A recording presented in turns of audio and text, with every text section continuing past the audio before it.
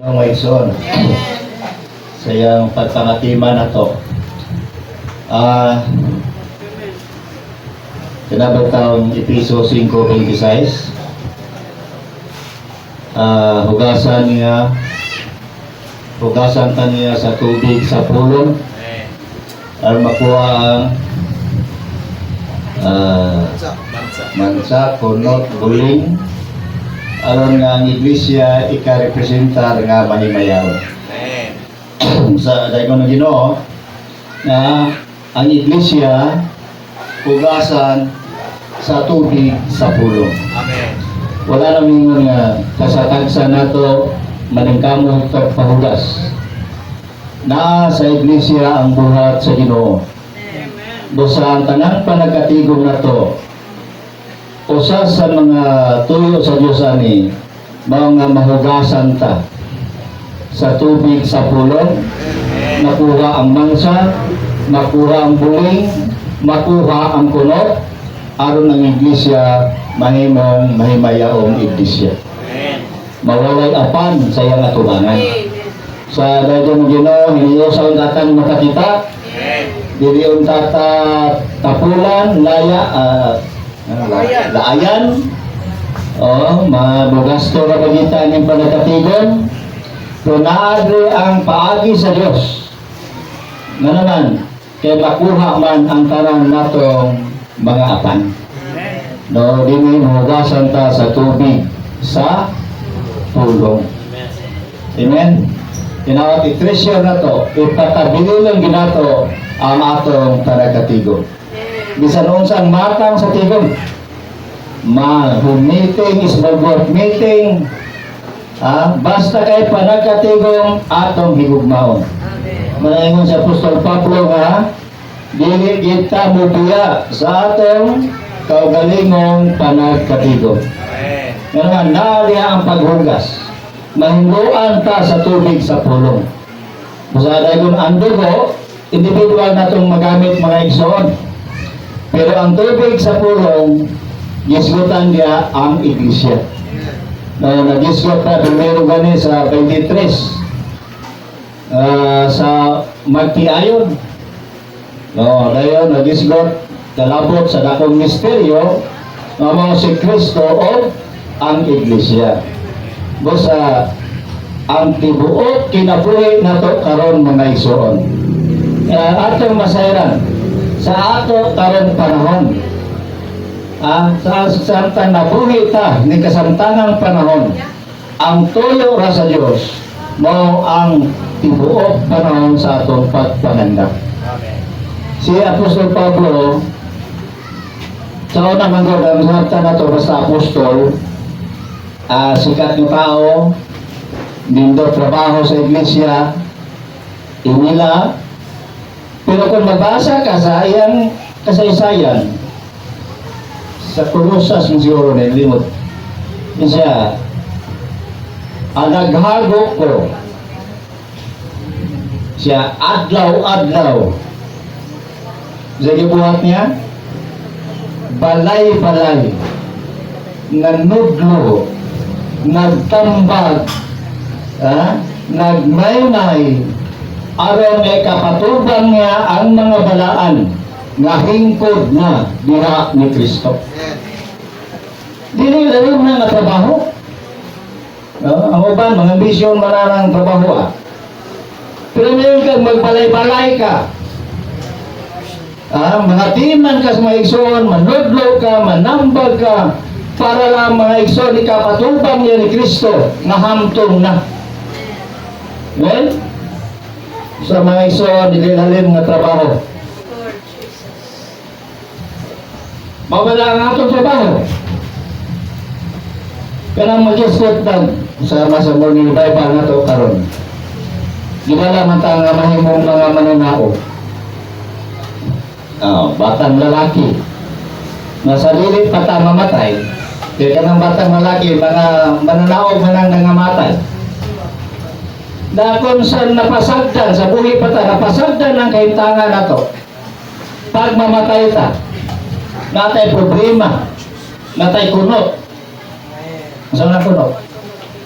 Diferensya mas mga igsoon nga ako ug ikaw dili matukod maguban-uban pero sa pagbati nice there's something na gibati wala tinuod nga paghigugma pero inaktor lang inactress magkuyog-kuyog stigom pero wala tinuod nga paghigugma wala tinuod nga pagbati nga alang sa pagkausa manay kunot munay kaunon mga isoon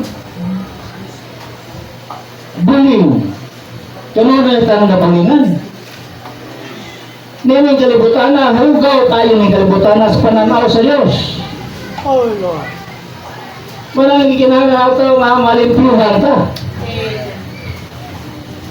buling kunot mansa sa may makapadaot na to at abangan sa Ginoo marang ikinana na to makalikay ng mga butana. Basta kung na may mga igsoon niya nga sakit din sa iyong buot. Ha? Kailang marabag, hindi ka kita niyo maglagot yung kita. Ha? Inahinaya niya yung nagkuha. Nala siguro. Ha? Nasa nangala. Kunat na mga igsoon. Mahilo, gaksa ng igsoon na. Kailan lagi, sister, brother. Oh, segala sister po barbecue na. Oh, yan na, gaksa. Na sister, I love you. Ha? Ayaw pagpabilin anang kayong tanga, kay kunot na. Kung mamatay ka, nanaan ang kayong tanga. Dili ta malakip sa batang lalaki sa tusganong bahin nga makig-away alang sa Diyos. Oh. Bisan sa inunang bunga, kaya mga buhing mananaot. Basta kitang mga matuto, mga igsoon, naata sa sulod, sa kahimtang, nga mga aspirant ka alang sa paghari uban sa Ginoo. Di na kinahanglan mga kampanya pa ta. Di na kinahanglan nga mangusog pa ta ng mudaog. Kaya gusto sa Ginoo, ipausa na ta niya nga usa ka mananaog. Kusa ang iglesia, mali siya ang panagsagol sa Diyos o sa tao. Kita nagtapok dito. Kung tao na ta may panagsagol sa Diyos, dili tayo sa matigayon sa Diyos. Kinahanglan sa atang gantang makailag kita nga panagsagol pa sa Diyos o sa tao. At kinahanglan gyud nga kanunay ang Diyos atong mapahimos lang. Kaya ang gi-explain niya dyan ganina, katong may idagway sa tao. Wala na ang trono, na ang Diyos, na ang kordero. Kung sama ng kordero. Oh. Ang kordero na idugo. Kaya ang Diyos na idugo, wala. Wala idugo ang Diyos. Espiritu man ang Diyos, wala idugo. Busa, ang Diyos nagpakatao, aron nga, Ibuhanan 2:14, makaambit siya sa unod o dugo. Para doon ay siya dugo, may tubos na itong mga makasasala. Para ang yawa iyang mabuntog. So, naipagkatao, naapoy pagka-Diyos. No, ang Diyos naglinggo sa trono, naapoy kordero, naapoy suba. Sa mga suba, mao na ang Espiritu. Niagay dito sa dalang bulawan. Sa dalang bulawan. Diyos mong kinaiya.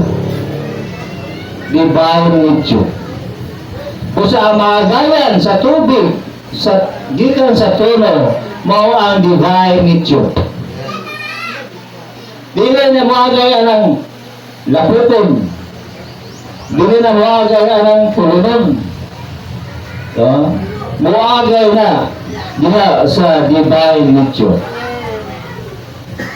Busa na kinahanglan ta, no, niya ang high peak of the divine revelation.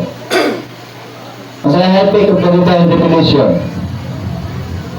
So that God became a man, so that a man became God in life and in nature. So, mahimot ang Diyos sa kinabuhi o kinaiya. Mag-aambit ta sa Diyos nung kinaiya. Mga igsoon, yun makita na ito ang pananaon sa eternidad nga atong gi-practice karon. Diba? Nag-enjoy ta sa tubig sa kinabuhi.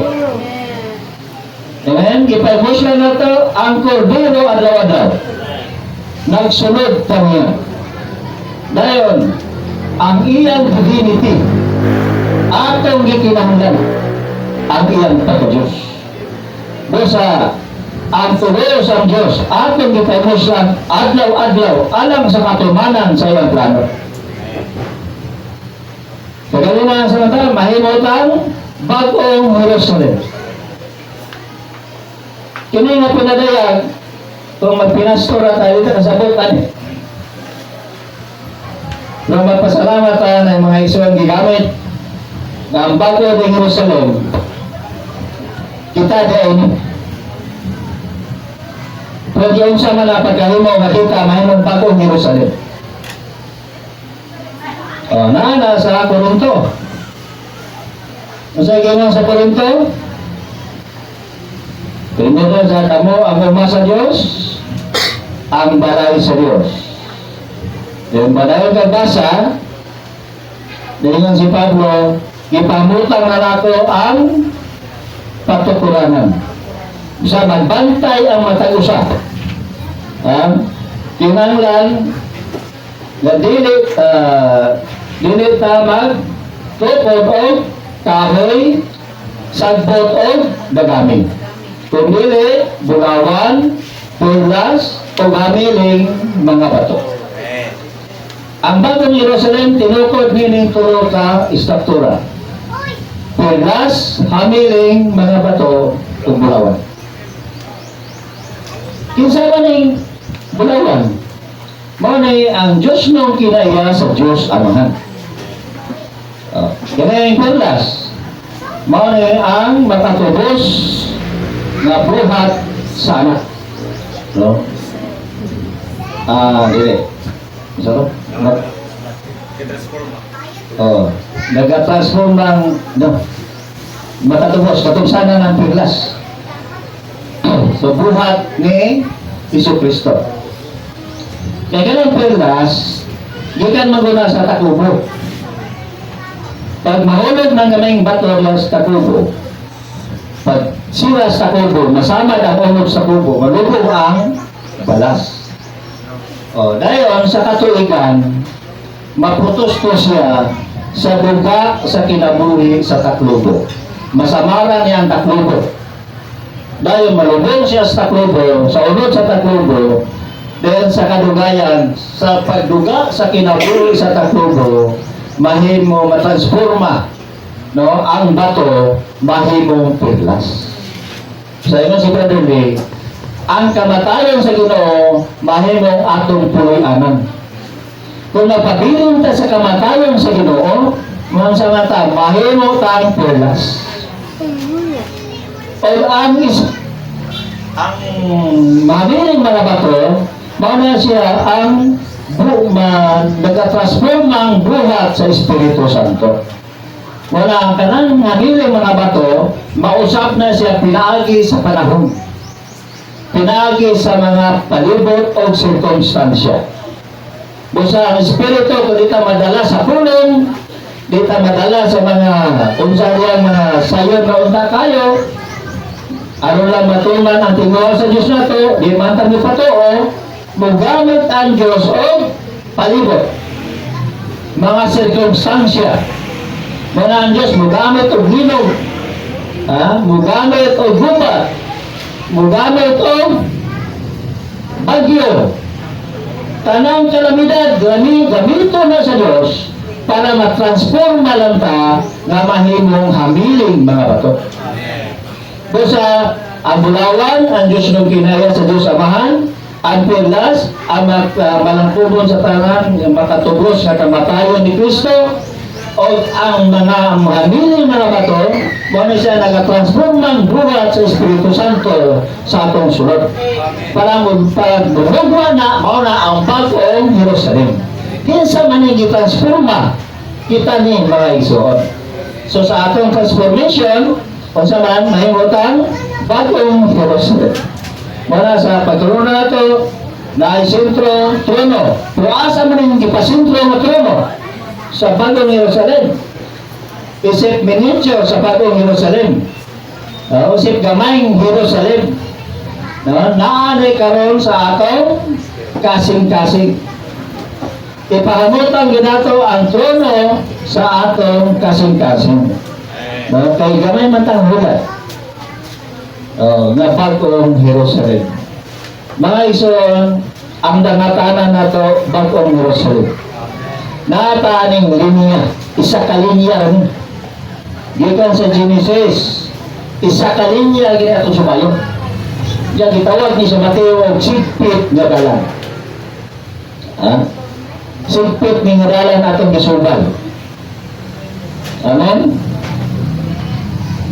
Inuktok mga panangay hadlo. Hindi mo panangay sigpit nga dalan. Pero yun ang iba, ang unahan na kadaugan. Pero ang lapad na dalan, palingon sa kalagwagan. Dahil sige, asa man tana. Sa dipugnan ta, restriction ta, sa may mga binisaya niya. Restriction, limitation, gilimitihan ta, pidogdan ta, dahil kita kabuhat o basahon sa diya sa Diyos nung kinaiya. No? Kung magpabilin ng tana, musangko kita nga tus karaugan. Kung sigpit kinang dalana mga iso, gamay takilid nimo. Sigpit ka gamay, tuwag ka pikas dalan. Basta gikinanglan na ito karon ang pagsunod kanunay sa Ginoo mga iso. Kasi man atong dalan. Basig kanang kasada mo dalan diri na. No, si Kristo may atong dalan. Ya siya po ang kamatuloran. Siya po atong kinabuhi. Walay lain. Bakit ang tawag ta Kristohanon? Kay si Kristo na may sentro na to. Ganang pananaon sa bagong Jerusalem, si Kristo na sentro diha. Ang sentro po sa iglesia, si Kristo gihapon. Ang sentro sa itong pagkatao, si Kristo gihapon. Wala na iyon ang si Pablo na sa Colossus 3:11. Sige mo niya. Wala na kaya sa bagong tao, wala na Hudiyo, wala na Hintil, wala Sidyanon, wala Ulipon, wala Gawasnon. Si Kristo na ang tanan o naa sa tanan. Kinigyan ang mahitabo na to. Sa bagong kabuhatan mga igsoon, mapuno na ni sa pagpadayag sa Diyos. Basta karong panahon na, gihikay ta nga mahimong Kristo na pagpadayag sa Diyos. Ikayon, process. Muna ay lang sa poon. Kaya bitang pagka-discourage o manaway. Manaway pas may igsoon, mag-discourage po tas mga igsoon. Na naman, kay himuon tan Diyos sa kinabuhi kinaya nga wala pa man. Ano man siya kay tanan nato na ilalog pa sa kahikayan sa Diyos noong kinabuhi. Dili ni mao mag-isa ka adlaw. Dili ni mao man isa ka tuig. Hallelujah. Mga igsoon mapadayon ni samtang buhi pa ta. Maningkamot kita na mahimot ang Kristo. Mawala na atong pagka-Pilipino. Mawala na atong pagka-Taulog, Laglaan, Bisaya, Mabobo. Wado na pulihan na tanan o Kristo. Di sa ganang Hapon, Inche, Amerikano, pulihan na Kristo tanan. Afrikano, dahil sa konsay nasyonalidad, tribo, pulihan o Kristo tanan. Aron ang Diyos na madayag diha sa tanan. Manang gitinguha sa Diyos. Muna sintro, atong kalabuton mga igsoon. Kung di ta musubay ng linya ha, kung magmasupilon kita mga igsoon, dili ta makaapilo niya sa pag-ibabalo sa Ginoo ba kanang reward. No, naay reward sa tanang maningkamot mga igsoon. Kinapoy yawa na po sa tanas sige po trabaho din na to. Asa man ang yawa ron? Na tong tanan. Naa sa atong unod, naa sa atong kaugalingon ang yawa. Sa espiritu ra, wala yawa. Pero sa atong unod, si Brad Manuel pa, musa kadako na ilang yawa, musa kadako na tuwa. Maura matag na bato ng yawa. Sabukan. Mauna itig hawid, wala itig paghubot sa atong kaliwala. Kanang magsusumbong na. Di man matulog ni sa Satanas. Adla gabi sa igsumbong. Hanggang siya, babiktima na nagsumbong niya. Ay, imbes kay milyonaryo siya, sige, pagsumbong-sumbong yawa dito. Napobre na yun. Yung pagka-pobre, saka na po siya. Wala, matarong siya. Siya ka na lawas niya. Sumbong ako siya. Wala man matarong kinapobre na. Siya na lawas niya. Tingnan po ng Diyos nga. Sige. Sabot-sabot po sila. Ganang, ay naghilap kayo ang kinabuhi. Mga ito nga, di kabahong sila. Nagdaot sila, kaya sumbong-sumbong sila. 24 oras, 24/7, hindi sumbong na to. Masa ka mo ay gimon. Malingkamo taba nga, di ta mo buhat o kanang linya siya. Kaya bang pwede tayo na Mateo 5 sa versikulo ng bulahan ang putli o kasing-kasing kaya magkakita sila sa Diyos. Saan ang versikulo? 5:8. Wala atong batunan nga kasing-kasing mga igsoon. Ganang putli nga kasing-kasing. Kaya di na magamit ni Satanas. Dili na kasumbong niya. Siya di kasumbong to kay nagbuhat siya na walay Diyos noong elemento. Wala siya maumuli sa Diyos. Mao to nakaigayon sa tanas sumbong-sumbong. Kay sa kaugalingon naman yung pagkamakaroon. Sa kita karon tanan nga na to ang mga natural na to, kailangan ato ng batukan para sa Satanas wala na ikasumbong. Dahil magpaputlo ta sa atong kasing-kasing. Kaya basig mapaliyas ng hope. No? Sumbong-sumbong. Madaot kita mga igsoon. Mga atong pagkinabuhi, malubog mo lang ta. Sinagkag ang panatarungan ng mga piting taasa. Sige siya, irgo siya mga amigo. Lord, ito, ang katapusan niya, yan ngayon ang kaugalingon. Siya sa una, nakadungog ako nimo. Apan karon nakakita ko nimo sa naon. O ginginaran ko sa akong ginuod ko sa akong kaugalingon. Pwede taas at sugilanon, purang iya na kayong kaugalingon. Basta ano nito mataas o sugilanon, ha? Kailan karon luto mataas sa atong kaugalingon. Ha? Oh, ano naman kulang nilo? Oh, wala man siya maulong Diyos. Basta kita mga ison, kini nga pamatigayon sa Dios. Gikinana to nga adlaw-adlaw, doon na gitay pakigambitay sa Ginoo. Kung sa'y kulang sa daghang mga magtuturo karon. Sa'y kulang. Pakigambitay o pagpahimulos sa Ginoo. Mutuwa mo na dili. Kay kinagan di ko makakita tinana. Sa unang Korinto, 1:9, sige yun, gitawag ka sa Diyos aron makikambitay siyang anak. Gitawag ta ni Gobernador Cagas aron makikambitay siyang anak. Malipay mo na dili. Siya na trabaho niyo, patrabaho mo, Gobernador Cagas. Aron lang mag-sugi-sugi na ikulukubildo yan, anak.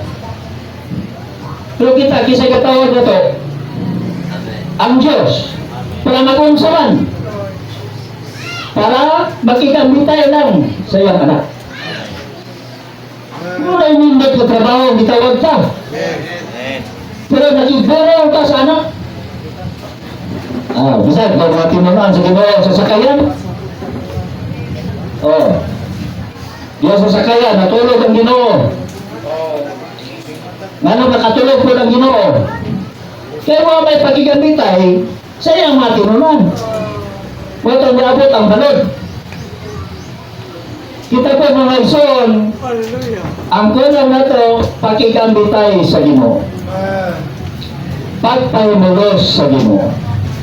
Mga isang dato, ginato atong kaugalingon mo sakripisyo alang sa pagpahimulos sa Ginoo. Diya sa pagigambitay nato niya. Kaya kung wala ni, relihiyon na tagatapok karon. Ang relihiyon, masimba na Domingo. Simba po tayo Domingo. Kumusta man sa tibok semana? Doon na ba tayo pagigambitay sa anak? Doon na ba tayo enjoyment sa anak?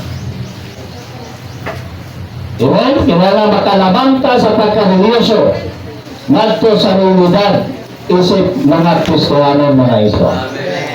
Mga tao ta nagpadayag ko Kristo apan dili ta kapadayag niini kung wala tayo pagpahimulos o pagkigambitay ni Kristo. Busa dagunon atong kaugalingon dagang makapalingan nato. Amen.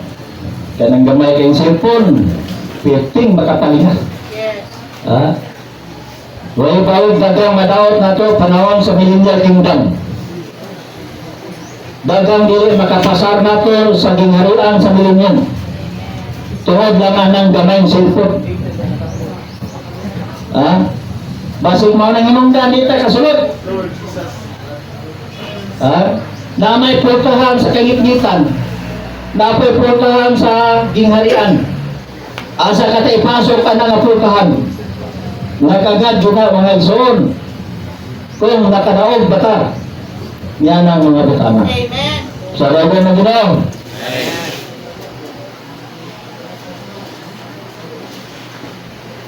Alright.